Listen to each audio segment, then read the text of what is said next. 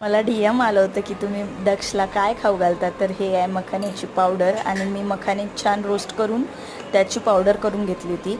तर पॅनमध्ये 2 छोटा चम्मच मखाने पावडर टाकून मी त्याला रोस्ट करून घेते आणि वरून त्याच्यावर तूप टाकते आणि छान त्याला भाजून घेते. तूप वरून टाकल्याने तूप जळत नाही.